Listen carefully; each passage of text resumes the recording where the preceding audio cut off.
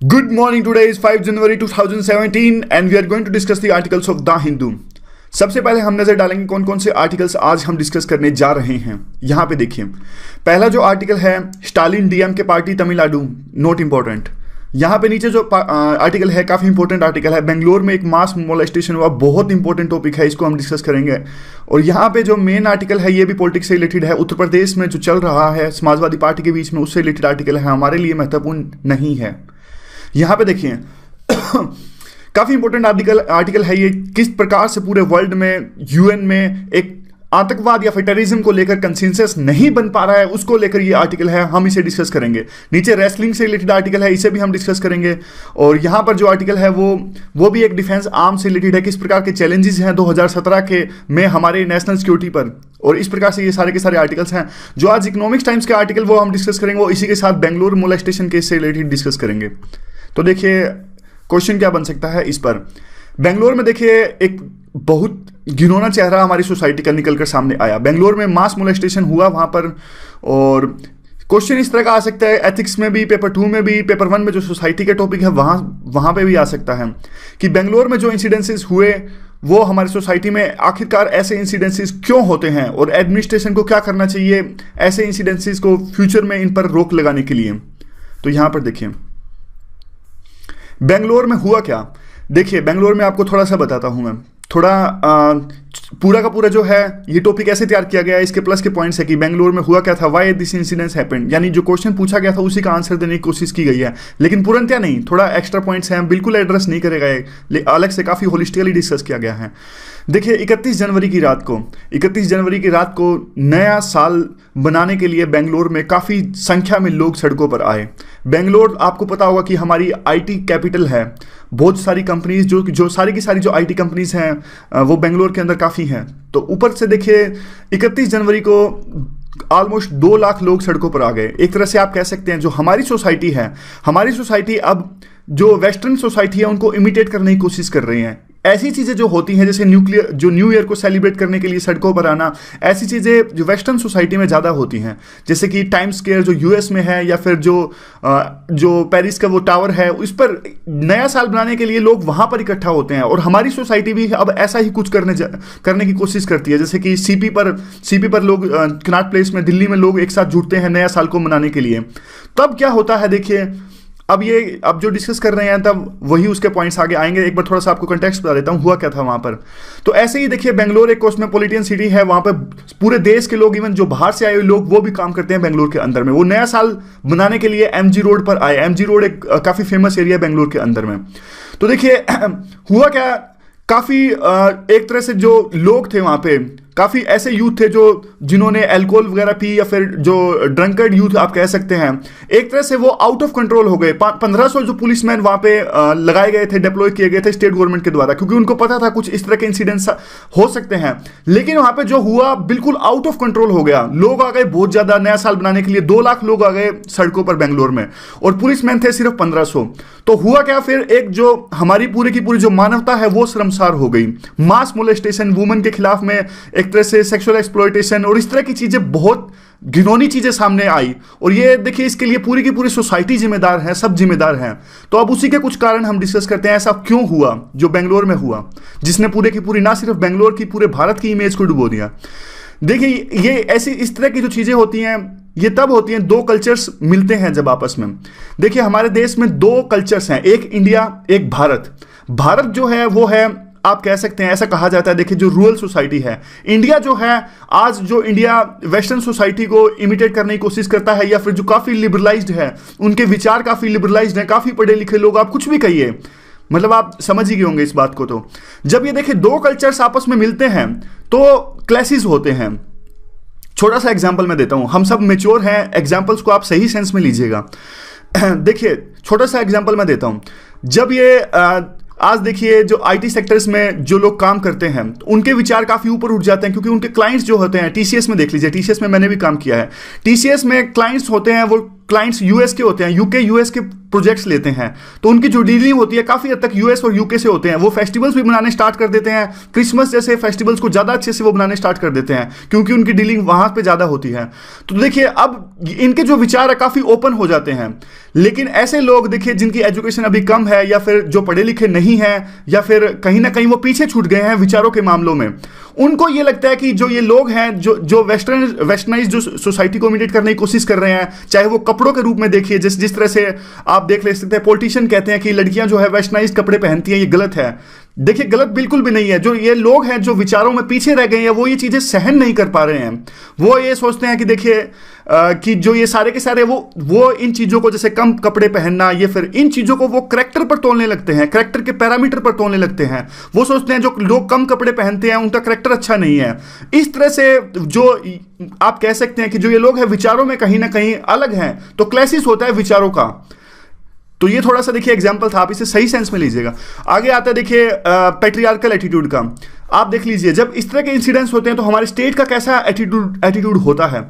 हमारे home minister कहते हैं कि देखिए this kind of incidences are bound to happen. ये क्या बात हुई भाई, बाउंड टू हैपन? स्टेट का काम है सिक्योरिटी प्रोवाइड करना। ये देखिए कोई भी कैसे भी इंसिडेंट्स हो इस तरह से आप स्टेटमेंट नहीं दे सकते। फिर आप ये कहते हो देखिए कोई भी वुमन अभी तक सामने नहीं आई है एफआईआर लॉन्च करवाने। जब आपने यही बात कह दी कि this kind of incidences are bound to happen, होंगे इस तरह के इंसिडेंसेस, तो आपसे क्या उम्मीद की जा सकती है कि आप सिक्योरिटी प्रोवाइड करेंगे या फिर अगर कोई वुमन सामने आएगी तो आप एक्शन लेंगे? उसके बाद में ये आता है कि देखिए जो एक डर है, स्टेट का पूरा डर खत्म हो गया है। क्यों वो लोग जो थे रात को जो ये गुंडागर्दी कर रहे थे और वुमेन के खिलाफ में मोलेस्टेशन कर रहे थे, क्योंकि जो एक स्टेट का डर है वो ही खत्म हो गया है। इससे तो जो स्टेट की लेजिटिमेसी है, स्टेट का देखिए काम क्या है, स्टेट की बातें हम क्यों मानते हैं? क्योंकि हमें पता है कि वो हमें सिक्योरिटी प्रोवाइड करेगा। अगर कल को कोई भी हमें तंग करने की कोशिश करेगा तो हम पुलिस स्टेशन में जाते हैं। अगर पुलिस से हमें सुरक्षा नहीं दे सकेगी तो पूरा का पूरा जो स्टेट का कंसेप्ट है वही खत्म हो जाएगा। फिर तो कल को देखिए जिसके पास में ज्यादा ताकत है वही ज्यादा उसकी मर्जी चलेगी, फिर स्टेट का क्या रोल रह गया?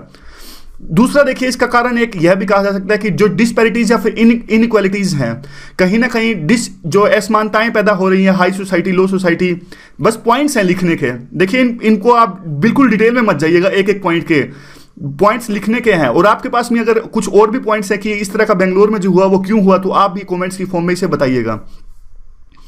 और देखिए फ्रस्ट्रेशन अमंग द यूथ जो पॉपुलेशन हमारी बहुत ज्यादा बढ़ रही है, जिस डेमोग्राफिक डिविडेंड को हम बार बार गर्व से कहते हैं हमारे पास ज्यादा है, हम उसे अभी भी हार्नेस नहीं कर पाए हैं।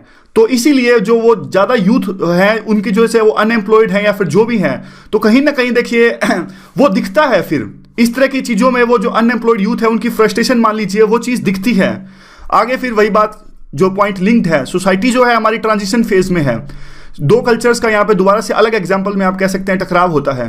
देखिए एक तो है जो हमारे एंशिएंट सिविलाइजेशन की बात करता है, एक कल्चर वो कहता है कि हमारी जो सभ्यता थी महान थी, हम वेस्टर्नाइज जो सभ्यता का क्यों इमिटेट करें, उनकी कॉपी क्यों करें। तो एक हमारी सोसाइटी का सेक्शन ऐसे है जो वेस्टर्नाइज की तरफ जा रहा है। लेकिन देखिए मेरी जो पर्सनल राय ये है, हमारी सभ्यता महान थी, बिल्कुल थी, लेकिन हमें हमारी सभ्यता को वापस लाना होगा, उसको अपने ही ढंग से, जैसे हम योगा को प्रमोट कर रहे हैं इन ढंग से। ऐसे जो वेस्टर्नाइज जो सेक्शन है उनको टारगेट करके इस तरह से आप अपनी सभ्यता वापस नहीं ला सकते। जिस तरह से कई प्रकार के सेक्शंस होते हैं या फिर कुछ एनजीओ, कुछ जो प्रेशर ग्रुप्स मान लीजिए, कुछ भी मान लीजिए, जो पब में जाके तोड़फोड़ करते हैं, ये एक सोल्यूशन नहीं हुआ। आपको अपनी सभ्यता लानी है तो अपने ढंग से वापस लानी होगी, उसके दूसरे तरीके हो सकते हैं, लेकिन मारपीट करके ऐसे तो अपनी सभ्यता को आप नहीं वापस ला सकते। दूसरी देखिए कैसे इस तरह के इंसिडेंसेस को रोका जाए। देखिए हमारी सोसाइटी अब एक तरह से लिबरल सोसाइटी है, डेमोक्रेटिक सोसाइटी है। हमारी कॉन्स्टिट्यूशन में, संविधान में तमाम तरह के राइट्स हमें दिए गए हैं, लेकिन वो जमीन पे नहीं दिखते। वो प्रैक्टिकली भी वो चीजें दिखनी चाहिए। हमें टॉलरेशन इनकलकेट करनी पड़ेगी डिफरेंट कल्चर्स के प्रति, एक तरह से सिखाया जाना चाहिए। क्यों होता है ऐसे कि बेंगलोर में ही वो नॉर्थ ईस्ट के खिलाफ में एक तरह से जो नाराजगी देखने को मिली या फिर रेशियलिज्म देखने को मिला, दिल्ली में भी ऐसा होता है। क्यों होता है ऐसा? क्योंकि हमें सभी कल्चर्स की अब समझ ही नहीं है, हमारी सोसाइटी को समझ नहीं है।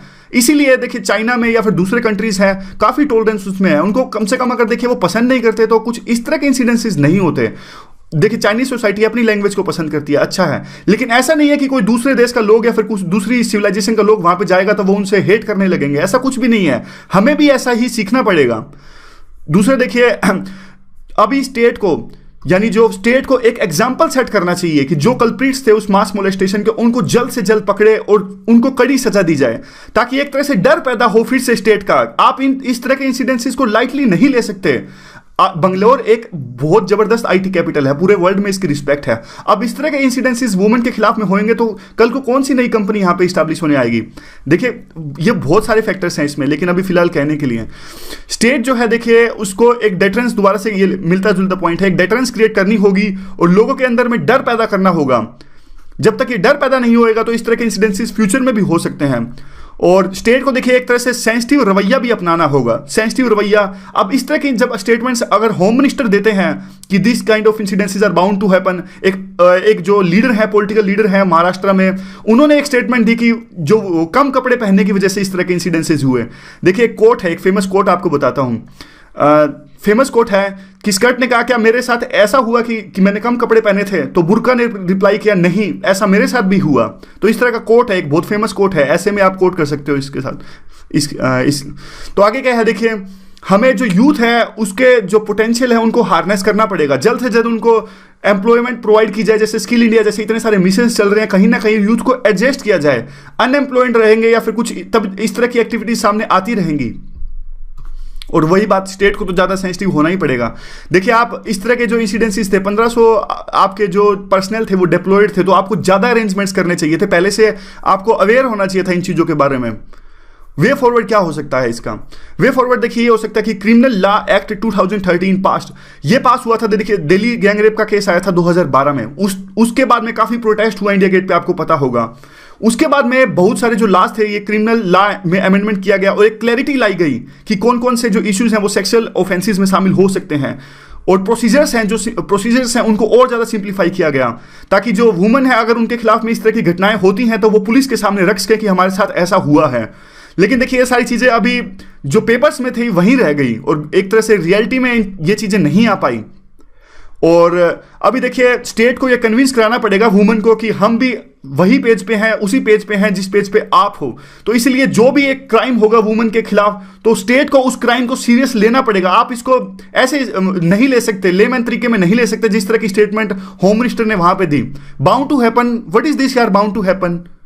बाद में देखिए वो है no matter where she is. अब देखिए ये वुमेन की मर्जी है कि जहां भी वो है, जो भी वो कर रही है, किस भी टाइम वो कर रही है, वो उनकी मर्जी है। आप ऐसा नहीं कह सकती कि अगर 11 बजे वुमेन घूमेगी तो ये देखिए ये कोई रीजन नहीं होगा, या कोई एक्सक्यूज नहीं हुआ। वही बात है, घूम फिर के सेम बात आती है कि स्टेट की जिम्मेदारी है सिक्योरिटी प्रोवाइड करना। और अब देखिए बाद में ये कहते हैं कि वुमेन को भी आगे आना चाहिए, जिनके साथ में ये केसेस आए उनको आगे आना चाहिए और एक एग्जाम्पल सेट करने के लिए इस पूरे के जो घटनाएं हुई बेंगलोर के अंदर में, उनको जो कल्प्रिट्स थे उनको सजा मिलनी चाहिए। इस तरह की बात है वे फॉरवर्ड में। ये सेम वही बात, रेपुटेशन बेंगलोर की बनाए रखनी है और इंडिया एज ए होल, पूरे के पूरे इंडिया की रेपुटेशन बनाए रखनी है। तो हमें इस तरह के इंसिडेंसेस को रोकना होगा। आगे क्या है, देखिए हमें इस तरह के इंसिडेंट्स पे हमारी जो राय है वो काफ़ी मजबूत होनी चाहिए। कल को हम भी एडमिनिस्ट्रेटर बनने वाले हैं, तो हमारी जो राय है इन मुद्दों पर कोई कॉम्प्रोमाइज़ नहीं, बहुत ज़्यादा स्ट्रॉन्ग होनी चाहिए। इंटरव्यू में भी जब इस तरह के क्वेश्चन पूछे जाते हैं तो आप एक तरह से स्ट्रॉन्ग ओपिनियन होनी चाहिए। आगे क्या है, देखिए टेररिज्म के मुद्दे पर यह आर्टिकल है। कोई भी कंसेंसस नहीं है टेररिज्म में, टेररिज्म के मुद्दे पर वर्ल्ड कंट्रीज में, यानी डिफरेंट कंट्रीज के बीच में और यूएन में भी। और क्यों ऐसा है, क्या रीजंस है कि कोई कंसेंसस सर्वसहमति नहीं है, और इंडिया को ऐसा क्या करना चाहिए कि टेररिज्म पर इंडिया के इंटरेस्ट को सिक्योर किया जा सके। जैसे हमारे पे बार बार पाकिस्तान टेररिज्म फैलाता है, तो हम इस चीज़ को कैसे रोक सकते हैं। तो ये देखिए पहले तो इन्होंने थोड़े से पॉइंट्स दिए हैं कि 2016 का जो साल था किस प्रकार से डिफरेंसेस सामने आए। 2016 में कौन कौन से ऐसे इश्यूज थे जिनको लेकर डिफरेंसेस था इंडिया और चाइना के बीच में। तो ये कुछ इश्यूज हैं, बस पॉइंट्स की तरह, फोल्डर पॉइंट्स की तरह आप अपने आंसर्स में इस्तेमाल कर सकते हो। जैसे कि देखिए चाइना ने हमारी जो एक रिक्वेस्ट थी यूएन के अंदर में, जो मसूद अजहर हैं, टेररिस्ट हैं, ये इनको ब्लैकलिस्ट करने की, चाइना ने बार बार अपना वीटो का यूज़ करके हुए इसको ब्लॉक कर दिया। और चाइना इकोनॉमिक कॉरिडोर जो पाकिस्तान के जा रहा है, जो बाल्टिस्तान, जो अभी पाक अधिकृत कश्मीर है लेकिन इंडिया का उस पर क्लेम है, उससे जा रहा है, तो इंडिया ने इस पर भी प्रोटेस्ट किया था लेकिन चाइना नहीं माना। तो इंडिया ने इन्विटेशंस दिया। चाइना के अंदर जो एक्सट्रीमिस्ट हैं, जिंगजियांग रीजन, जो अलग से वहाँ पे एक देश की मांग कर रहे हैं, तो इंडिया ने इनको इन्विटेशंस दिया और बाद में हालांकि इंडिया पीछे हट गया। तिब्बतियन जो एक्टिविस्ट हैं, इनको भी इंडिया ने इन्विटेशन दिया। और इंडिया ने एक चाइनीज़ पत्रकार को एक्सपेल कर दिया मुंबई से, चाइना ने ब्लॉक कर दी हमारी रिक्वेस्ट न्यूक्लियर सप्लायर ग्रुप में। उसके बाद में साउथ चाइना सी में भी काफ़ी डिफरेंसेस देखने को आए और इंडिया ने वियतनाम का साथ दिया। वियतनाम में इंडिया तेल खोज रहा है, वियतनाम के पास जो सी लगता है। उसके बाद में चाइना ने डिसीजन हम दोबारा से लिया कि परमानेंट ब्लॉक कर दे जो अजहर है, जो टेररिस्ट है, उसको ब्लैक लिस्ट करने की जो रिक्वेस्ट है। ये डिफरेंसेस हैं, थोड़े फोर्डर पॉइंट्स की तरह आप यूज कर सकते हो। 2015 में ये डिफरेंसेस देखने को आए। मेन जो है ये आर्टिकल ये है कि एक तरह से यूएन में और वैसे भी कि कंट्रीज के बीच में, डिफरेंट वर्ल्ड कंट्रीज के बीच में एक तरह से सहमति क्यों नहीं मिल पा रही है, क्यों ऐसे इश्यूज हैं कि टेररिज्म के नाम पर सब देश एक नहीं हैं। अब ये देखिए, यहाँ पे पहले तो इन्होंने थोड़ा सा डिस्क्राइब किया जो अजहर हैं, ये टेररिस्ट हैं जिनको लेकर इंडिया रिक्वेस्ट कर रहा है यूएन में कि इनको ब्लैक लिस्ट कर दिया जाए, लेकिन चाइना बार बार इनको ब्लॉक कर रहा है। अब ये इशू स्टार्ट होता है, देखिए पहले भी in the past also there have been several incidences when the China blocked our request to blacklist some terrorist, but this is some different case. You know why it is different? क्योंकि जो ये terrorist हैं जिनको लेकर India बार बार कौन सा नाम है, मसूद अजहर, जो भी इनका नाम है, टेररिस्ट के नाम इंपॉर्टेंट नहीं है, अजहर नाम है इनका। और देखिए ये पहली बार नहीं है, क्योंकि चाइना ने पहले भी ऐसा किया है, लेकिन इनकी बात अलग है। क्यों? क्योंकि देखिए ये हैं जो साफ साफ सबको पता है कि ये पाकिस्तान के अंदर में रहते हैं। और दूसरा, इन्होंने तो एक बुक भी लिखी है। आपको याद होगा कि 1999 में जो एक हमारे विमान का अपहरण हुआ था, नेपाल से जो विमान आ रहा था, बाद में उसे कंधार लेके गया था, और उसके बदले में हमने टेररिस्ट एक्सचेंज किए थे, यानी जो लोगों को, सिटीजन्स को उनका अपहरण कर लिया गया था और उसके बदले में उन्होंने मांग की थी कि आप हमारे साथियों को छोड़ दें। हमने काफ़ी टेररिस्ट को छोड़ा था, उसके बदले में 3 टेररिस्ट जो मेन थे उसमें ये थे अजहर उसमें से एक ये थे।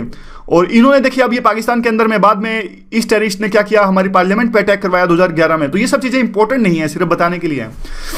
और उसके बाद में क्या हुआ, देखिए उसके बाद में थोड़ा सा दूसरा कंटेक्स्ट है। देखिए हमारे मामले में तो साफ साफ इन पर काफ़ी तरह के आरोप हैं इस टेररिस्ट पर, और इन्होंने बुक लिखी है, साफ साफ ये कहते हैं कि मैं तालिबान से मिला, तालिबान प्रमुख से मिला, मैं ओसामा बिन लादेन से मिला। ये साफ साफ प्रूफ है इन पूरे वर्ल्ड के पास में कि जो टेररिस्ट है इनको ब्लैकलिस्ट किया जाना चाहिए। फिर भी चाइना बार बार ब्लॉक कर रहा है हमारी रिक्वेस्ट को। लेकिन दूसरे केसेस में क्या हुआ, 9/11 पे मुंबई में टेरर अटैक हुआ, उसके 2 साल बाद ही जो जैश ए मोहम्मद है उसको टेरर ग्रुप घोषित किया गया और 1267 सैंक्शंस की कमेटी आई गई 2001 में। आज उस कमेटी को आए 15 साल हो गए हैं, लेकिन आज भी इस टेररिस्ट को ब्लैकलिस्ट नहीं किया जा रहा है। अब देखिए ये सिर्फ बायलैटरल इशू नहीं है, अब इशू ये उठता है कि चाइना क्यों बार बार हमारी जो रिक्वेस्ट है उसको ब्लॉक कर रहा है। ये सिर्फ बायलैटरल इशू नहीं है, और भी काफी सारे इश्यूज इसमें इन्वॉल्व हैं। तो कौन कौन से इश्यूज हैं वो डिस्कस कर लेते हैं। पहला तो इशू ये है कि टेररिज्म पर आज नैरेटिव ही चेंज हो रहा है पूरा का पूरा। टेररिज्म को लेकर आज कंट्रीज वो जितना केयरफुल पहले थे, आज एक तरह से आप कह सकते हैं टेररिज्म को यूज करना चाहते हैं। आप पाकिस्तान का केस ले लीजिए, टर्की का केस ले लीजिए, इवन रशिया का केस ले लीजिए। अब नैरेटिव चेंज हो चुके हैं। यहां पे थोड़ा इसको कंटेक्स्ट टाइमलाइन से डिस्कस करते हैं।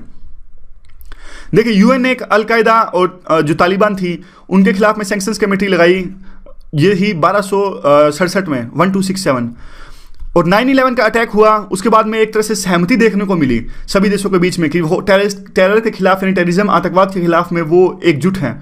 और बाद में यूएन जो रेजोल्यूशन कमेटी आई, वो आई, उसने जो रेजोल्यूशन पास किए 1367। ये सब देखिए इतना इंपॉर्टेंट नहीं है, समझने के लिए है। थोड़ा पॉइंट जो कीवर्ड है वो आपको ये याद रखने की, जो एक सेकंड, जो ये नैरेटिव्स हैं वो चेंज करने हैं, कीवर्ड आप याद रखिए। और जो ये सब है ये समझने के लिए है, बस इनको याद रखने की जरूरत नहीं है। ये कीवर्ड सबसे इंपॉर्टेंट है, चेंजिंग नैरेटिव्स। इसका मतलब ये है कि लोगों की राय चेंज हो रही है टेररिज्म के बारे में। पहले वो एकजुट थे, लेकिन आज वो टेररिज्म को लेकर उतने एकजुट नहीं है, वो यूज करना चाहते हैं। बाद में क्या हुआ, देखिए जो टेररिज्म के मुद्दे पर सबकी राय अलग अलग होने लगी और एक देश के साथी दूसरे देश के एनिमी होने लगे। फिर इंटरनेशनल कॉन्फ्रेंस हुई जो कि ऑर्गेनाइज की गई थी यूके, यूएन और यूएस के द्वारा। इस कॉन्फ्रेंस ने तालिबान के साथ बात करने को कही। देखिए वही तालिबान जिसके खिलाफ में पहले ये सब एकजुट थे, अब इसी जो कॉन्फ्रेंस ऑर्गेनाइज हुई थी उसमें इन्होंने कहा कि तालिबान से आप बात कर लीजिए। और 2011 में क्या हुआ, 2011 में जो सैंक्शंस थे, अलकायदा से जो सैंक्शंस थे वो अलग कर दिए गए, तालिबान के ऊपर सैंक्शंस थे, ताकि ये इंश्योर किया जा सके कि तालिबान से हम बात कर लें। यानी तालिबान से बातचीत को तैयार हो गई पूरे के पूरे जो वर्ल्ड कंट्रीज थे ये। और उसके बाद में 2015 में क्या हुआ, 2015 में जो ISIS थे उसके खिलाफ में जो सैंक्शंस थे वो भी सैंक्शंस अलग कर दिए गए, अलकायदा के खिलाफ में जो सैंक्शंस थे। इस तरह से कहने का मतलब ये है कि डिफरेंट टेरर जो ऑर्गेनाइजेशंस हैं उनके खिलाफ डिफरेंट अप्रोच अपनाई जा रही है अपनी सहूलियत के अनुसार। तो दिख रही है, वैसे पिक्चर दिख रही है आपको, ये थोड़े थोड़े वर्ड्स हैं इसमें। आप बोलते क्यों नहीं जो ये पिक्चर बनाता है उसको साफ पिक्चर बनाने के लिए। चलो आगे देखते हैं। देखिए जो सेकंड रीजन है वो यूएस और रशिया के टाइज को लेके हैं। यूएस और रशिया के टाइज आज अच्छे नहीं है, इसीलिए जो टेरर के मुद्दे पर अलग अलग राय है सभी देशों की, मतलब काफी सारे देशों की। यूएस और जो रशिया है वो देखिए, पहले तो इनकी राय थी टेरर के मुद्दे पर एकजुट थी दोनों के दोनों देश। यानी 2001 में जब अमेरिका पर जो वर्ल्ड ट्रेड सेंटर पर अटैक हुआ, पुतिन ने उसी टाइम यूएस को फोन करके कहा कि उस टाइम पे बुश थे प्रेसिडेंट, कि हम आपके साथ हैं आतंकवाद के मुद्दे पर। क्योंकि देखिए रशिया को यह लगता था कि रशिया उस टाइम पर, रशिया में भी जो इस्लामिस्ट टेररिस्ट की प्रॉब्लम है चेचन्या में, वो भी रशिया भी इस प्रॉब्लम से सफर कर रहा था। और रशिया को यह लगा कि जो ग्लोबल वार ऑन टेरर चलेगा, उससे कहीं ना कहीं हमें भी फायदा होगा। लेकिन आज सिचुएशन पूरी की पूरी चेंज हो चुकी है। आज देखिए, पहले तो देखिए रशिया ने इसी मुद्दे पर यूएस को कहा, ठीक है आप जो वार लड़ रहे हो टेरर के खिलाफ, हम आपका साथ देते हैं, आप कहीं भी जो बेस है अपने बेस इस्टेब्लिश कर लीजिए। यूएस ने सेंट्रल एशिया में अपने बेस इस्टेब्लिश किए, अफगानिस्तान के अंदर अपने बेस इस्टेब्लिश किए, मिडिल ईस्ट है वहां अपने बेस इस्टेब्लिश किया। रशिया ने कुछ नहीं कहा, रशिया ने कहा कोई बात नहीं, आप कर लीजिए, आप लड़ाई लड़ रहे हैं। लेकिन आज ऐसा नहीं है। अब पुतिन इस तरह की स्टेटमेंट देने लगे हैं। पुतिन कहते हैं कि आप अफगानिस्तान के अंदर अपने बेस क्यों इस्टेब्लिश कर रहे हो, ये बिल्कुल गलत है। अब वो एग्जाम्पल भी देते हैं, जो रशिया एग्जाम्पल देता है कि आप अफगानिस्तान देखिए, अफगानिस्तान का रशिया के ऑलमोस्ट पास ही है, पड़ोसी देश तो नहीं कह सकते, एक्सटेंडेड नेबरहुड है अफगानिस्तान रशिया का। तो रशिया कहता है कि आप देखिए, आप अफगानिस्तान में बेस इस्तेमाल कर रहे हो, हम इस चीज को बर्दाश्त कर रहे हैं। रशिया कहता है अगर हम मैक्सिको के अंदर अपने बेस इस्टेब्लिश करेंगे तो क्या आप इस बात को मान लोगे, क्या आप इस बात को टॉलरेट करोगे?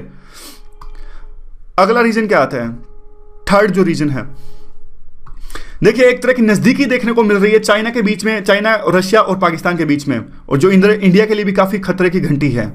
और इस तरह की जो क्लोजनेस है, देखिए इससे क्या है, ये अब पिछले ट्राइलेटरल मीटिंग हुई थी तीनों कंट्री की मॉस्को में, और इनमें इन्होंने एक तरह से डिसाइड किया था कि हम फ्लेक्सिबल अप्रोच अपनाएंगे और कोशिश करेंगे कि कुछ तालिबान फिगर्स के जो नाम है वो यूएन सैंक्शन से हटा लिए जाएं, ताकि वो लीडर्स एक तरह से बातचीत कर सकें अफगानिस्तान की गवर्नमेंट के साथ में, और शांति वार्ता है उसको आगे ले जाया जा सके। तालिबान की स्टेटमेंट उसी से इन तीनों जो कंट्रीज मिले और तीनों कंट्रीज के बीच में जो कोऑपरेट हो रहा है उसी को आगे ले जाते हुए देखिए तालिबान ने एक स्टेटमेंट दी कि हम अफगानिस्तान के अंदर में इंफ्रास्ट्रक्चर के जो प्रोजेक्ट्स हैं उनको टारगेट नहीं करेंगे। क्यों? क्योंकि वो प्रोजेक्ट्स चाइना की वन रोड वन बेल्ट की पॉलिसी का हिस्सा है। तो आप देख लीजिए किस तरह से नजदीकियां देखने को मिल रही हैं।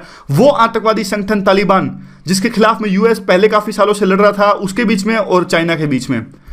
लेकिन अभी देखिए किसी भी साइड ने अभी तक जो अभी तालिबान के नए चीफ हैं, इनका जो नाम है हबीबुल्ला, इनका जो नाम है, ये तालिबान के नए चीफ हैं, अभी तक किसी भी ग्रुप ने ऐसा प्रपोज नहीं किया यूएन में कि इन पे सैंक्शंस लगाए जाएं। तो देख लीजिए आप कितना टॉलरेशन आ गई है टेरर ऑर्गेनाइजेशन के प्रति। तो नैरेटिव भी चेंज हो गए हैं और तीनों जो देश साथ आ रहे हैं वो भी देख लीजिए। इंडिया का देख लीजिए, इंडिया तो 1996 से ही, हमारा देश 1996 से कोशिश कर रहा है कि यूएन के अंदर में कि जो comprehensive convention on international terrorism है उसको लाया जाए, लेकिन उसने अभी तक लाइट नहीं देखी है। हमारा इंडिया और रशिया के रिलेशंस भी इसके लिए रिस्पॉन्सिबल है, कैसे और वे फॉरवर्ड भी। देखिए रशिया और पाकिस्तान की जो एंगेजमेंट है वो इन चीज़ों से अलग रख के नहीं देखी जा सकती। और आप देख लीजिए जो अजहर है, जो टेररिस्ट जिनके खिलाफ में हमने ब्लैकलिस्ट करने की कोशिश की थी यूएन के अंदर में, हमारे रेजोल्यूशन को स्पॉन्सर किया यूएस ने, यूके ने और फ्रांस ने। इन तीनों ने हमारे जो रेजोल्यूशन थे उसको स्पॉन्सर किया। चाइना ने ब्लॉक किया, लेकिन रशिया जो एक तरह से बहुत ज्यादा घनिष्ठ मित्र माना जाता था पहले, उसने कुछ नहीं किया, एब्सटेन किया, पता नहीं कुछ नहीं किया। यहां पे ये लिख रखा है कि उन्होंने कुछ नहीं किया। और बाद में देखिए अब बात यही उठती है कि जो सारा का सारा जो वर्ल्ड है वो डिवाइडेड है टेररिज्म के मुद्दे पर, और इंडिया को क्या करना चाहिए? इंडिया को देखिए उन सभी देशों से अपने संबंध अच्छे करने चाहिए जो हमारे देश में हमारे सहायक हो सकते हैं टेररिज्म के मुद्दे पर, टेररिज्म से लड़ने में जो हमारी सहायता कर सकते हैं।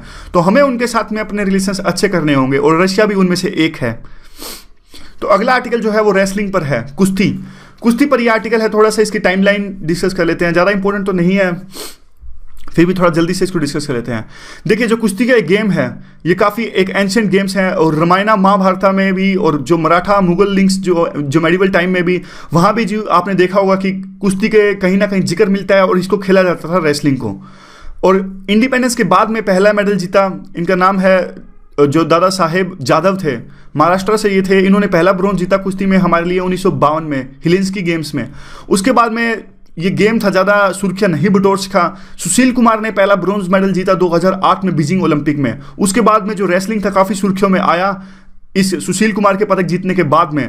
फिर उसके बाद में क्या हुआ, काफ़ी आगे बढ़ गया और लोगों को एक तरह से आप कह सकते हो मोटिवेशन मिला इस गेम को खेलने के लिए। उसी का ये नतीजा था कि योगेश्वर दत्त ने मेडल जीता बाद में, और जो फोगाट सिस्टर्स हैं उन्होंने भी इस गेम में काफ़ी मेडल्स जीते, जो कॉमनवेल्थ गेम्स हैं। और काफ़ी का मतलब एक दो ही, काफ़ी का मतलब मैं बोल देता हूँ कई बार काफ़ी। तो उसके बाद में देखिए मेरे से 2-3 गलतियाँ काफ़ी होती हैं ये। एक तो मैं कई बार ऐसे बोलता हूँ सारे के सारे का मतलब तो ऑल ही हो गया, ये गलती मैं बहुत करता हूँ, इसको दूर कर लूँगा।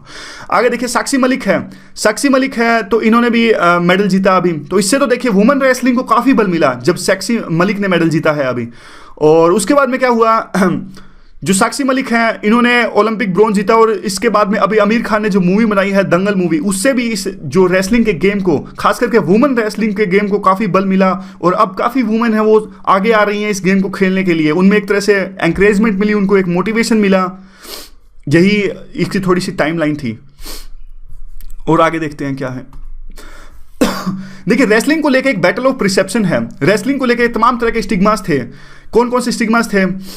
एक तो पहले यह कहा जाता था कि जो रेसलिंग का गेम है ये मेल डोमिनेटेड गेम है, मस्कुलिनिटी दिखती है, फिजिकल फोर्स का यूज करना दिखता है। और हमारी सोसाइटी तो आपको पता है सो कॉल्ड पैट्रियार्कल सोसाइटी, यहाँ तो वुमन को एक तरह से अभी भी काफ़ी सेक्शंस में अभी भी बहुत सारे ऐसे पैट्रियार्कल लोग हैं, पैट्रियार्कल सेक्शंस हैं जो वुमन को वीकर सेक्शन के तौर पर देखते हैं और कहते हैं कि वुमन के लिए गेम नहीं है। तो काफ़ी स्टिग्मास देखने को मिले वुमन रेसलिंग को लेकर। और आप इसी बात से देख लीजिए 1904 में जब ये रेसलिंग इंट्रोड्यूस किया गया था सेंट लुइस ओलंपिक्स में 1904 में, और 1 सेंचुरी लग गई, 100 साल लग गए जब वुमन के लिए ये जो गेम है वुमन के लिए भी इंट्रोड्यूस किया गया ओलंपिक्स में। लेकिन देखिए फिर भी अब देखिए जो मेल के लिए थे उसमें काफ़ी सारे मेडल्स के इवेंट्स थे, लेकिन वुमेन के लिए काफ़ी सारे मेडल्स के लिए इवेंट्स नहीं थे। तो वुमेन को लेकर एक तरह से डिस्क्रिमिनेशन किया जा रहा था। इसीलिए वन ऑफ द रीज़न था कि इसको जो रेसलिंग का गेम था ओलंपिक से हटा लिया गया। लेकिन वो बात अलग है, प्रेशर डाला गया तो इंटरनेशनल ओलंपिक जो अथॉरिटी है उन्होंने वापस इस रेसलिंग के गेम को इंट्रोड्यूस किया ओलंपिक्स के अंदर में। तो स्टिग्मास कौन कौन से हैं? यही स्टिग्मास हैं कि मैस्कुलिनिटी होती है, और जो ये गेम है वायलेंस को ग्लोरीफाई करता है, और इसमें फिजिकल फोर्स का यूज होता है, इसलिए वुमन का इसमें कहते हैं कि वुमन के लिए गेम नहीं है। इस तरह के स्टिग्मास हैं। सो बैटल ऑफ परसेप्शन है। देखिए जो वुमन है उनका भी एक इक्वली जो है क्लेम है और स्टेक्स इनके भी हैं इस गेम के अंदर, और उन्होंने अब यह प्रूव कर दिखाया है। और जो गेम अब जो वुमन, लेकिन फिर हुआ क्या था, कौन सा स्टिग्मा तब अभी तक अटैच था कि जो वुमन थी उनको अगर रेसलिंग में पार्टिसिपेट लेना था तो उनको कम से कम यह दिखाना पड़ता था कि वो भी उतनी ही मस्कुलिन है मेल की तरह। उसी का नतीजा यह हुआ कि गीता फोगाट जो हरियाणा के भिवानी में, इन्होंने पहले काफ़ी सारे मेल मेंबर्स को हराया वहाँ पे रेसलिंग में। तब जाके लोगों ने माना कि देखिए अगर ये लड़कों को हरा सकती हैं तो कहीं ना कहीं इनमें पोटेंशियल है और इनके लिए भी ये रेसलिंग का गेम है, ये आगे जाएंगी। उसके बाद में क्या हुआ, देखिए ये गेम वैसे है नहीं, बहुत कम आमतौर पर जो लोगों की धारणा होती है कि इसमें काफ़ी ज़्यादा भारी भरकम लोग इसको लड़ते हैं खेलते हैं, ऐसा नहीं है। काफ़ी कम वेट वाले लोग इसको खेलते हैं, और जैसे कि बल्कि लिमिट होती है 70 kgs की रेसलिंग, 80 kgs की रेसलिंग, तो इसमें बल्कि लिमिट होती है। और इसमें टेक्निक का ज़्यादा यूज़ होता है, दिमाग का यूज़ होता है, स्किल का यूज़ होता है, स्ट्रेंथ का यूज़ होता है, पावर का यूज़ होता है, लेकिन काफ़ी प्रिसाइज वे में। और एक जो एथिकल क्वेश्चन बार बार उठता था कि क्या देखिए दूसरे यानी आपके प्रतिद्वंदी, आपके राइवल की फिजिकल नहीं बोला जाएगा, अभी हिंदी बोल रहा हूं बार बार, फिजिकली जो कमजोरी है उसका फायदा उठा के और ये गेम जीतना कहां तक ये जायज है।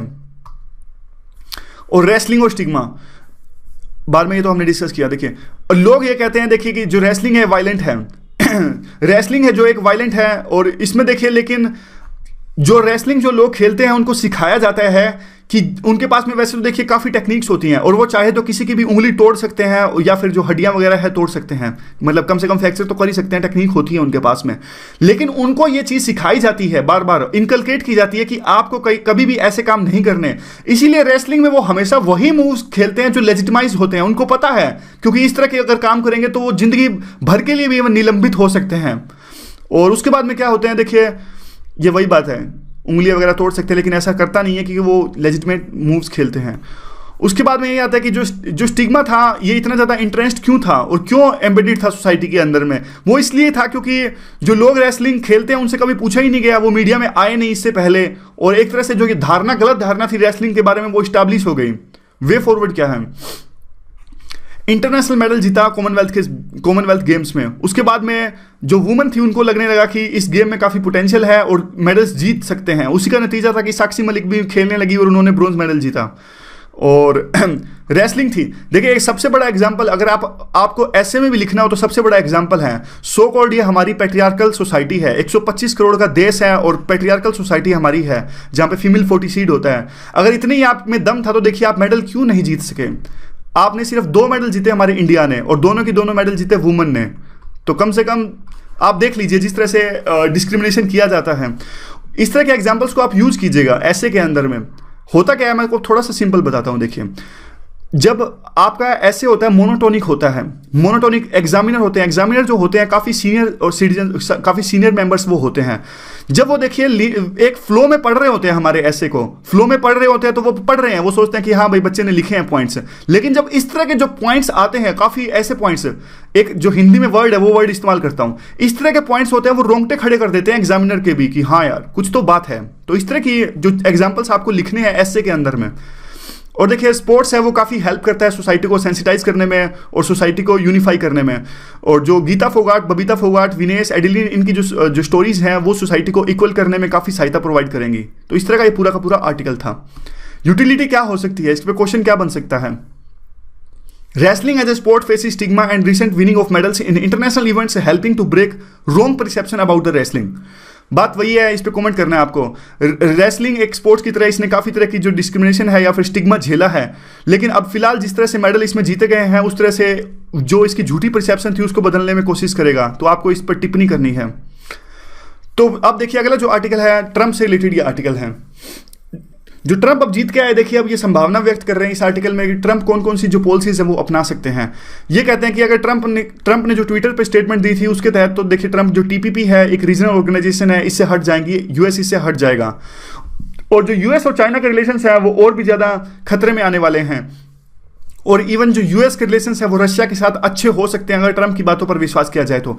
ट्रंप सख्त पॉलिसी अपनाएंगे ऐसा कहा जा रहा है पाकिस्तान के खिलाफ में, क्योंकि ट्रंप काफ़ी सख्त हैं आतंकवाद के खिलाफ में।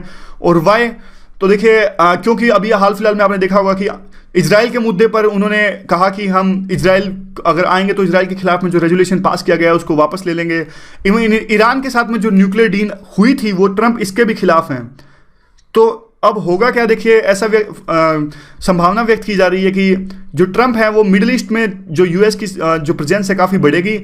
और जो ये पॉलिसी है, बराक ओबामा ने जो पॉलिसी अपनाई थी साउथ चाइना सी के अंदर में, तो क्वेश्चन ये उठता है कि क्या ट्रंप वो साउथ चाइना की यूएस की पॉलिसी को, जो इसका नाम है पिवट टू एशिया पॉलिसी, क्या उसको रिवर्स करेंगे। और बस यही है, कुछ क्वेश्चंस ऐसे हैं। अब देखिए ट्रंप क्या करेंगे वो तो अब पता लग ही जाएगा क्या करेंगे, क्योंकि मेंस तो होंगे अक्टूबर के टाइम में। लेकिन इस तरह की स्टेटमेंट थोड़ा थोड़ा डिस्कस करें तो हमारी ओपिनियन एक कंटिन्यूस मोड में रहती है और टच में रहते हैं हम चीज़ों के, कॉमन सेंस लगने लगती हैं आगे जो चीज़ें आएंगी, आगे जो आर्टिकल्स डिस्कस किए जाएंगे। चाइना राइज कर रहा है। देखिए चाइना का जो अब राइज है वो कहीं ना कहीं, पहले चाइना कहता था कि हमारा राइज, हमारा जो इमरजेंस है वो पीसफुल है, शांतिपूर्वक है, लेकिन नहीं, अब चाइना का जो राइज है वो पीसफुल कतई ही नहीं है। अब चाइना का राइज एक थ्रेट बन चुका है और इंडिया को भी यह चीज़ ध्यान से देखनी होगी। इसके एग्जाम्पल्स देख रहे हैं काफ़ी सारे हैं।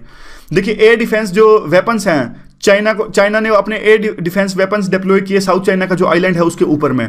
उसके अलावा वो फाइटर जेट्स और बॉम्बर्स वगैरह ईस्ट चाइना सी में चाइना ने वो भी डिप्लॉय किए।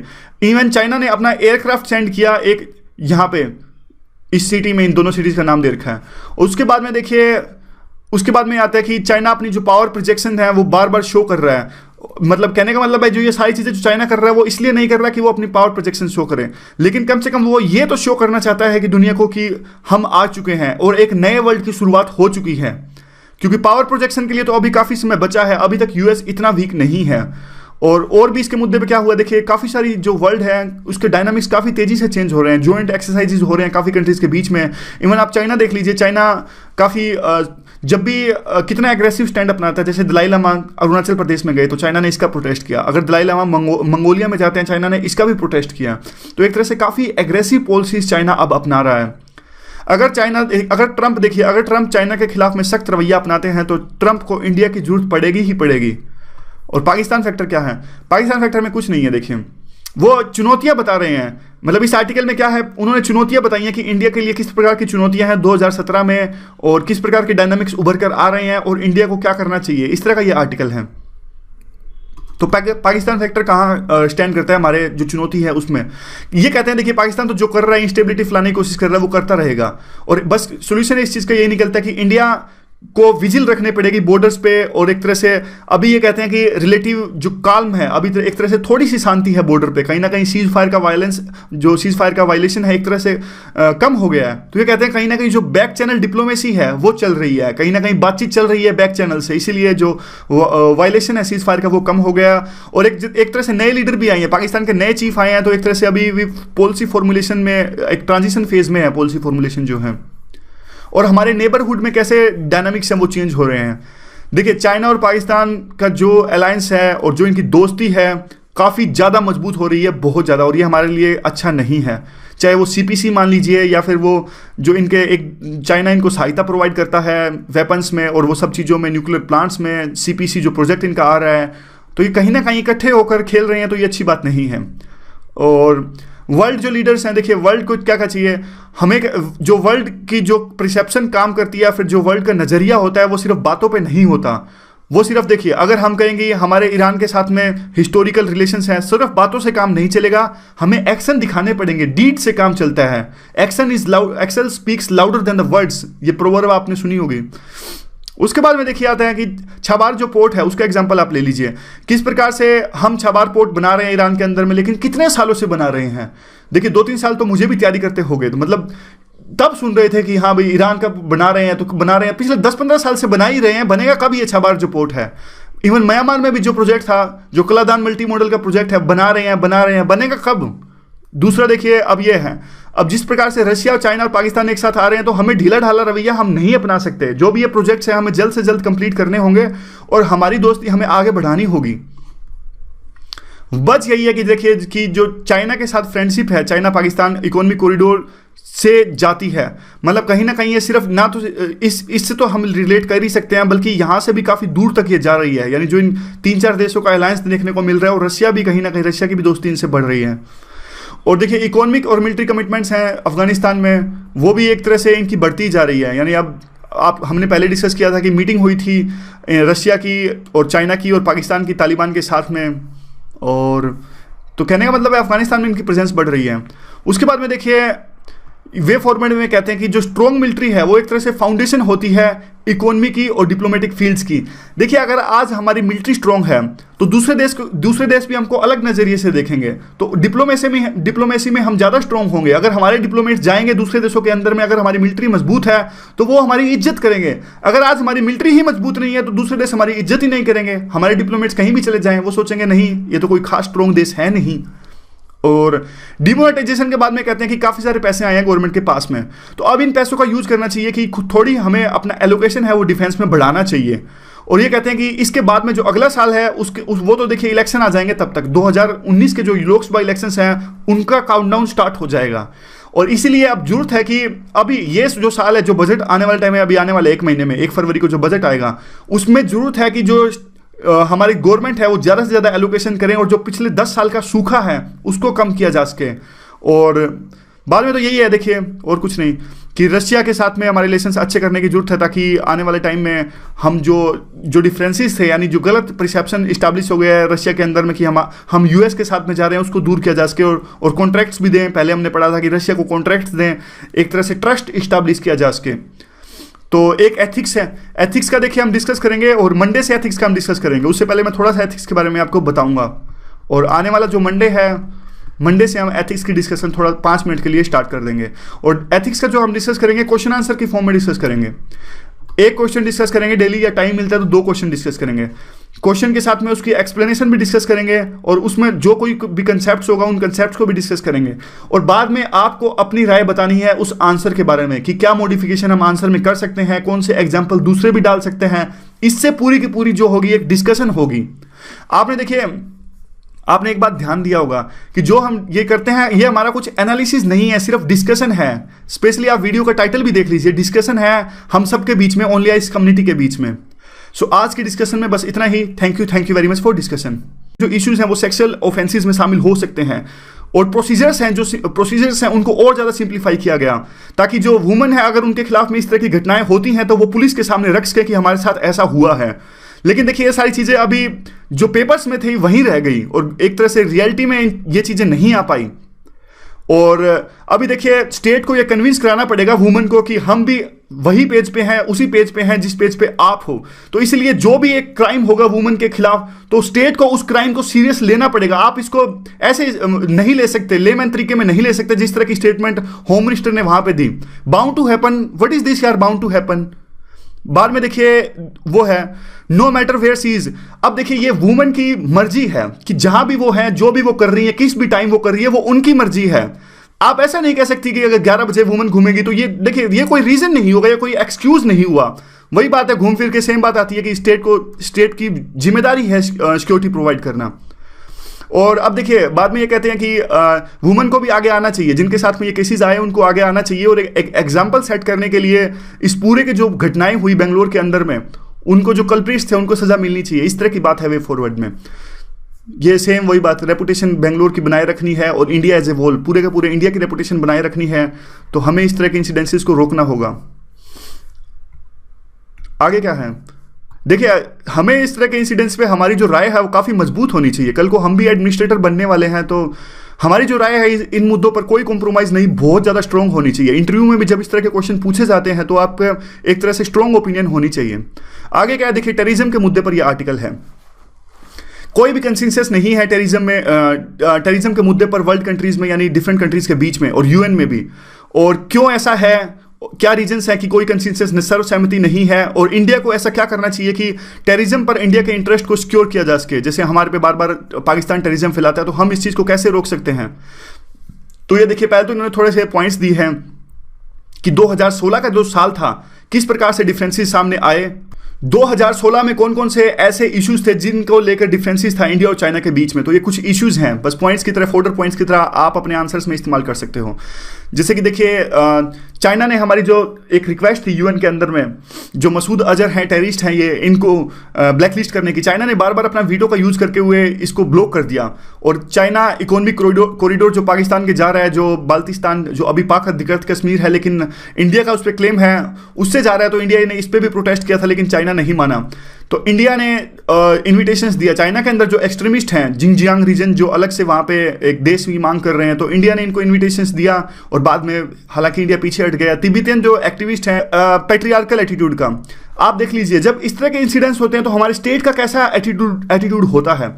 हमारे होम मिनिस्टर कहते हैं कि देखिए this kind of incidences are bound to happen. ये क्या बात हुई भाई, बाउंड टू हैपन? स्टेट का काम है सिक्योरिटी प्रोवाइड करना। ये देखिए कोई भी कैसे भी इंसिडेंट्स हो, इस तरह से आप स्टेटमेंट नहीं दे सकते। फिर आप ये कहते हो देखिए कोई भी वुमन अभी तक सामने नहीं आई है एफआईआर लॉन्च करवाने। जब आपने यही बात कह दी कि this kind of incidences are bound to happen, होंगे इस तरह के इंसिडेंसेस, तो आपसे क्या उम्मीद की जा सकती है कि आप सिक्योरिटी प्रोवाइड करेंगे, या फिर अगर कोई वुमन सामने आएगी तो आप एक्शन लेंगे। उसके बाद में ये आता है कि देखिए जो एक डर है, स्टेट का पूरा डर खत्म हो गया है। क्यों वो लोग जो थे रात को जो ये गुंडागर्दी कर रहे थे और वुमेन के खिलाफ में मोलेस्टेशन कर रहे थे, क्योंकि जो एक स्टेट का डर है वो ही खत्म हो गया है। इससे तो जो स्टेट की लेजिटिमेसी है, स्टेट का देखिए काम क्या है, स्टेट की बातें हम क्यों मानते हैं, क्योंकि हमें पता है कि वो हमें सिक्योरिटी प्रोवाइड करेगा। अगर कल को कोई भी हमें तंग करने की कोशिश करेगा तो हम पुलिस स्टेशन में जाते हैं।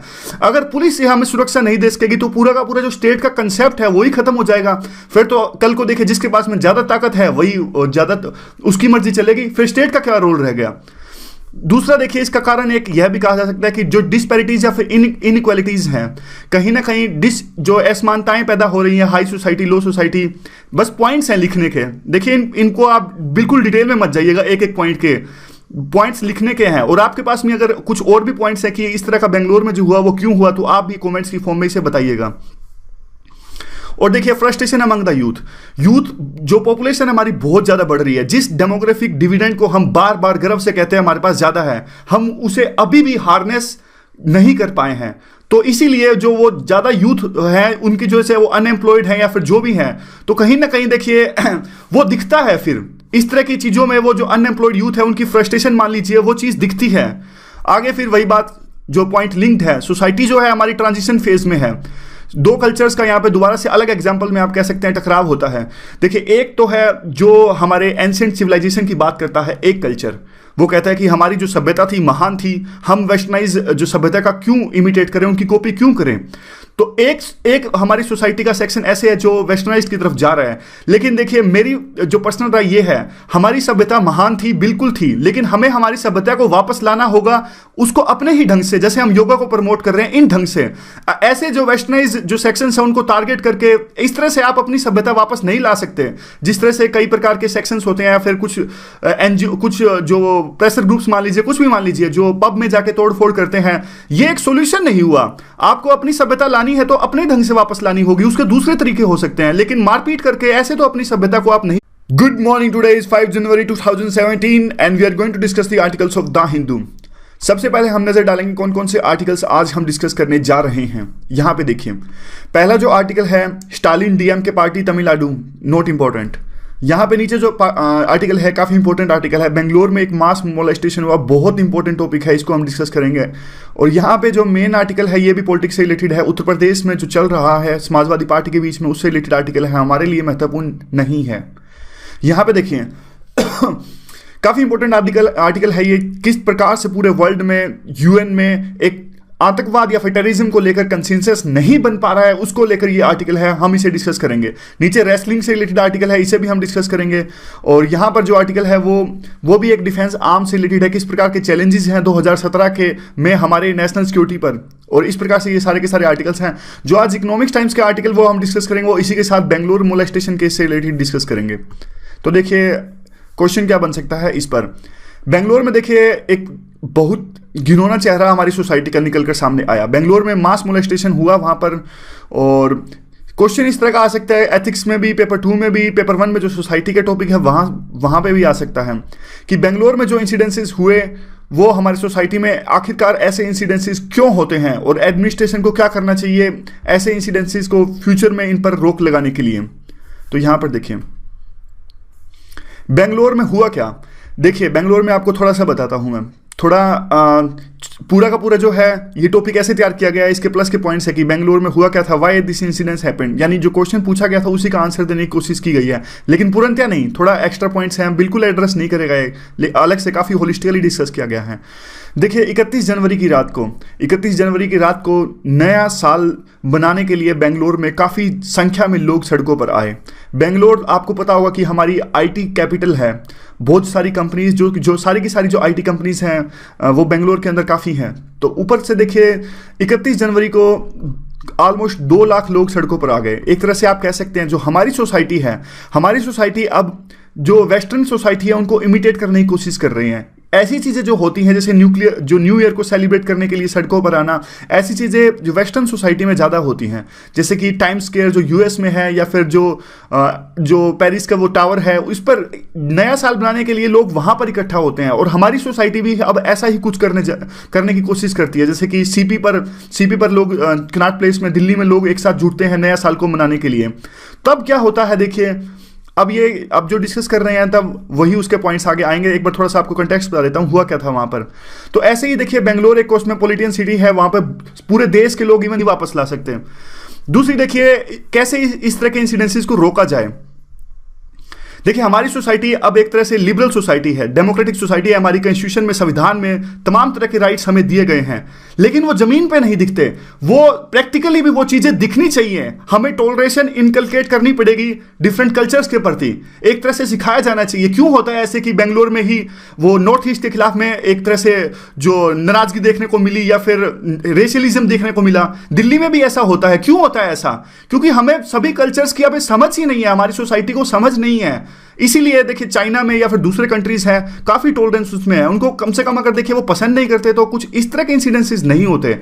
देखिए चाइनीज सोसाइटी अपनी लैंग्वेज को पसंद करती है, अच्छा है, लेकिन ऐसा नहीं है कि कोई दूसरे देश का लोग या फिर कुछ दूसरी सिविलाइजेशन का लोग वहां पे जाएगा तो वो उनसे हेट करने लगेंगे, ऐसा कुछ भी नहीं है। हमें भी ऐसा ही सीखना पड़ेगा। दूसरे देखिए अभी स्टेट को एक एग्जाम्पल सेट करना चाहिए कि जो कल्प्रिट्स थे उस मास मोलेस्टेशन के, उनको जल्द से जल्द पकड़े और उनको कड़ी सजा दी जाए, ताकि एक तरह से डर पैदा हो फिर से स्टेट का। आप इस तरह के इंसिडेंसेस को लाइटली नहीं ले सकते। बंगलोर एक बहुत जबरदस्त आईटी कैपिटल है, पूरे वर्ल्ड में इसकी रिस्पेक्ट है। अब इस तरह के इंसिडेंसेस वुमेन के खिलाफ में होंगे तो कल को कौन सी नई कंपनी यहां पे स्टैब्लिश होने आएगी? देखिए ये बहुत सारे फैक्टर्स हैं इसमें, लेकिन अभी फिलहाल कहने के लिए स्टेट जो है देखिए उसको एक डेटरेंस, दोबारा से ये मिलता जुलता पॉइंट है, एक डेटरेंस क्रिएट करनी होगी और लोगों के अंदर में डर पैदा करना होगा। जब तक ये डर पैदा नहीं होएगा तो इस तरह के इंसिडेंसेस फ्यूचर में भी हो सकते हैं। और स्टेट को देखिए एक तरह से सेंसिटिव रवैया भी अपनाना होगा, सेंसिटिव रवैया। अब इस तरह की जब स्टेटमेंट्स अगर होम मिनिस्टर देते हैं कि this kind of incidences are bound to happen, एक जो लीडर है, पॉलिटिकल लीडर है महाराष्ट्र में, उन्होंने एक स्टेटमेंट दी कि जो कम कपड़े पहनने की वजह से इस तरह के इंसिडेंसेस हुए। देखिए एक कोट है, एक फेमस कोट आपको बताता हूं। फेमस कोट है कि स्कर्ट ने कहा क्या मेरे साथ ऐसा हुआ कि मैंने कम कपड़े पहने थे? तो बुर्का ने रिप्लाई किया नहीं, ऐसा मेरे साथ भी हुआ। तो इस तरह का कोट है, एक बहुत फेमस कोट है, ऐसे में आप कोट कर सकते हो इसके साथ। तो आगे क्या है देखिए, हमें जो यूथ है उसके जो पोटेंशियल है उनको हार्नेस करना पड़ेगा, जल्द से जल्द उनको एम्प्लॉयमेंट प्रोवाइड की जाए, जैसे स्किल इंडिया जैसे इतने सारे मिशन चल रहे हैं, कहीं ना कहीं यूथ को एडजस्ट किया जाए। अनएम्प्लॉयड रहेंगे या फिर कुछ, तब इस तरह की एक्टिविटीज सामने आती रहेंगी। और वही बात, स्टेट को तो ज़्यादा सेंसिटिव होना ही पड़ेगा। देखिए आप इस तरह के जो इंसिडेंसेस थे, 1500 आपके जो पर्सनल थे वो डिप्लॉयड थे, तो आपको ज़्यादा अरेंजमेंट्स करने चाहिए थे, पहले से आपको अवेयर होना चाहिए था इन चीज़ों के बारे में। वे फॉरवर्ड क्या हो सकता है इसका? वे फॉरवर्ड देखिए ये हो सकता है कि क्रिमिनल लॉ एक्ट 2013 पास, ये पास हुआ था। देखिए दिल्ली गैंगरेप का केस आया था 2012 में, उसके बाद में काफ़ी प्रोटेस्ट हुआ इंडिया गेट पे, आपको पता होगा। उसके बाद में बहुत सारे जो लॉज थे, ये क्रिमिनल लॉ में अमेंडमेंट किया गया और एक क्लैरिटी लाई गई कि कौन कौन से जो बाहर से आए हुए लोग वो भी काम करते हैं बेंगलोर के अंदर में। वो नया साल मनाने के लिए एमजी रोड पर आए। एमजी रोड एक काफ़ी फेमस एरिया है बेंगलोर के अंदर में। तो देखिए हुआ क्या, काफ़ी एक तरह से जो लोग थे वहाँ पे, काफ़ी ऐसे यूथ थे जो जिन्होंने अल्कोहल वगैरह पी, या फिर जो ड्रंकर्ड यूथ आप कह सकते हैं, एक तरह से वो आउट ऑफ कंट्रोल हो गए। 1500 जो पुलिसमैन वहाँ पे लगाए गए थे, डिप्लॉय किए गए थे स्टेट गवर्नमेंट के द्वारा, क्योंकि उनको पता था कुछ इस तरह के इंसिडेंट्स हो सकते हैं। लेकिन वहाँ पे जो हुआ बिल्कुल आउट ऑफ कंट्रोल हो गया, लोग आ गए बहुत ज़्यादा। नया साल बनाने के लिए 2 लाख लोग आ गए सड़कों पर बेंगलोर में, और पुलिसमैन थे सिर्फ 1500। तो हुआ क्या फिर, एक जो हमारी पूरी की पूरी जो मानवता है वो शर्मसार हो गई। मास मोलेस्टेशन, वुमेन के खिलाफ में एक तरह से सेक्सुअल एक्सप्लॉयटेशन और इस तरह की चीजें, बहुत घिनौनी चीजें सामने आई। और ये देखिए इसके लिए पूरी की पूरी सोसाइटी जिम्मेदार है, सब जिम्मेदार हैं। तो अब उसी के कुछ कारण हम डिस्कस करते हैं, ऐसा क्यों हुआ जो बेंगलोर में हुआ, जिसने पूरे की पूरी ना सिर्फ बेंगलोर की, पूरे भारत की इमेज को डुबो दिया। देखिए ये ऐसी इस तरह की जो चीजें होती हैं, ये तब होती हैं, 2 कल्चर्स मिलते हैं जब आपस में। देखिए हमारे देश में 2 कल्चर्स हैं, एक इंडिया, एक भारत। भारत जो है वो है, आप कह सकते हैं, ऐसा कहा जाता है, देखिए जो रूरल सोसाइटी है। इंडिया जो है, आज जो इंडिया वेस्टर्न सोसाइटी को इमिटेट करने की कोशिश करता है, या फिर जो काफ़ी लिबरलाइज्ड है, उनके विचार काफ़ी लिबरलाइज्ड हैं, काफ़ी पढ़े लिखे लोग, आप कुछ भी कहिए, मतलब आप समझ ही गए होंगे इस बात को। तो जब ये देखिए 2 कल्चर्स आपस में मिलते हैं तो क्लैशेस होते हैं। छोटा सा एग्जाम्पल मैं देता हूँ, हम सब मेच्योर हैं, एग्जाम्पल्स को आप सही सेंस में लीजिएगा। देखिए छोटा सा एग्जाम्पल मैं देता हूँ, जब ये आज देखिए जो आईटी सेक्टर्स में जो लोग काम करते हैं उनके विचार काफ़ी ऊपर उठ जाते हैं, क्योंकि उनके क्लाइंट्स जो होते हैं, टीसीएस में देख लीजिए, टीसीएस में मैंने भी काम किया है, टीसीएस में क्लाइंट्स होते हैं, वो क्लाइंट्स यूएस के होते हैं, यूके यूएस के प्रोजेक्ट्स लेते हैं, तो उनकी जो डीलिंग होती है काफ़ी हद तक यूएस और यूके से होते हैं। वो फेस्टिवल्स भी बनाने स्टार्ट कर देते हैं, क्रिसमस जैसे फेस्टिवल्स को ज़्यादा अच्छे से वो बनाने स्टार्ट कर देते हैं, क्योंकि उनकी डीलिंग वहाँ पे ज़्यादा होती है। तो देखिए अब इनके जो विचार है काफ़ी ओपन हो जाते हैं। लेकिन ऐसे लोग देखिए जिनकी एजुकेशन अभी कम है, या फिर जो पढ़े लिखे नहीं हैं, या फिर कहीं ना कहीं वो पीछे छूट गए हैं विचारों के मामलों में, उनको ये लगता है कि जो ये लोग हैं, जो वेस्टर्नाइज जो सोसाइटी को इमिटेट करने की कोशिश कर रहे हैं, चाहे वो कपड़ों के रूप में देखिए, जिस तरह से आप देख ले सकते हैं, पॉलिटिशियन कहते हैं कि लड़कियां जो है वेस्टर्नाइज कपड़े पहनती हैं, ये गलत है। देखिए गलत बिल्कुल भी नहीं है। जो ये लोग हैं जो विचारों में पीछे रह गए हैं, वो ये चीजें सहन नहीं कर पा रहे हैं। वो ये सोचते हैं कि देखिए कि जो ये सारे के सारे वो इन चीजों को, जैसे कम कपड़े पहनना, ये फिर इन चीजों को वो करैक्टर पर तोलने लगते हैं, करैक्टर के पैरामीटर पर तोलने लगते हैं। वो सोचते हैं जो लोग कम कपड़े पहनते हैं उनका करैक्टर अच्छा नहीं है। इस तरह से जो आप कह सकते हैं कि जो ये लोग हैं विचारों में कहीं ना कहीं अलग हैं, तो क्लैशेस होता है विचारों का। तो ये थोड़ा सा देखिए एग्जाम्पल था, आप इसे सही सेंस में लीजिएगा। आगे आता है देखिए